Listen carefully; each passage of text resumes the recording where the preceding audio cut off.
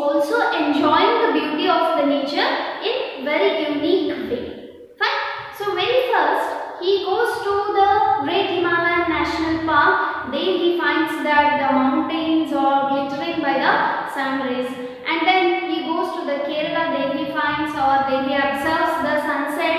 Okay, which is sliding as like the red dome in the horizon. And also he is talking about some of the flowers like the jacarandas, gulmohars, okay, and queen of the night. And then he talks about one of the that is literature art, that is folk, not literature, art, that is about the folk songs and the classical music. How it starts with, it starts in a very simple manner and it ends with a great sense of happiness. So that's all we have discussed in the last class. So now today we will be discussing further. Open the textbook, page number 60, third paragraph. There are the great epics and the love poetry. There is the art of the Pradhan tribe in central India, which occupies the whole one of my flat. There is the color of the festivals, the solemn dignity of the courtyards of the great mosques filled with the line after line of worshippers bowing their heads in prayer, and the colorful informality of the pujari performing the evening rites in a Hindu temple. See, and he spoke about the art. Now he is talking about the literature. See, our country has the great epic, that is Ramayana and Mahabharata, right? So like the epics like Ramayana and Mahabharata, such literature we have, right? So along with that, there is the art of the Pradhan tribe in central India. So dear children, you can observe in picture, the Pradhan tribe means, okay, in central India, which occupies the whole of one wall of my flat. See, in his flat, in his home, okay, one complete wall is filled with the art of the Pradhan tribe. Okay, see, usually we can find or we will find the paintings on the wall. Nowadays, it's a very unique paintings on the wall we find, right? So like that, in India, where Martali is staying, in his flat, one of the whole wall of his flat is filled with Pradhan tribe. You can observe in picture what is Pradhan tribe. Okay, and then there is the color of the festivals. See, in India we celebrate many more festivals, right? So recently we have celebrated the festival Diwali, right? So we will be celebrating many unique different festivals like Deepavali, Dasara, okay, and then Ramzan, Eid Milad, and Christmas Day, Good Friday. So such festivals we will be celebrating one or the other month or the day, the Onam, right? So there are different list of festivals we celebrate in our country. Okay, he is saying that this is the unique color of the festival, the solemn dignity of the courtyards of the great mosques. Now he's after talking the festival or after describing the festival, he is coming to the part of worshipping. That is solemn dignity. What is solemn means? Very serious. Okay. Solemn dignity of the courtyards of the great mosques. Courtyards means the place in the mosque. Okay. See, you might have observed the people who is worshipping in the mosque. Okay, they will be in a very serious mode and will be praying or will be worshipping without making noise. That's why he told that the solemn dignity of the courtyards of the great mosque filled with line after line, worshipping the worshippers, bowing their heads in the prayer. See, you might have fun this, right? So people in the mosque will be praying in a line after the line, okay, bowing their heads, as you can find in the picture, and he's talking about and the colorful informality of the pujari performing the evening rites in a Hindu temple. See, the pujari, the priest, is performing the evening rites. What is evening rites means? It is religious ceremony. In Kannada we say that puja karyakrama. Okay, so in the evening the priest is performing the evening rites in the Hindu temple with a colorful. And then there is a sound of a priest singing in the Sikh scriptures.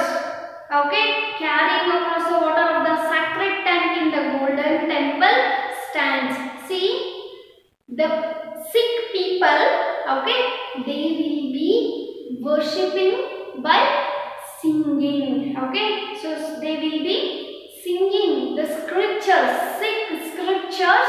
They will be singing in the temples, especially in the golden temple. Okay, they perform the rites or the ritual ceremony with the sacred water, means holy water. Fine. There are great now after finishing up this worshipping. Okay, see, we worship in a different unique styles. Okay, he is now talking about the monuments. There are the great monuments of India, right? That is, I have never known anyone to be disappointed by the Taj Mahal or the forts of the Rajasthan, right? See, he is telling that I have not known anyone.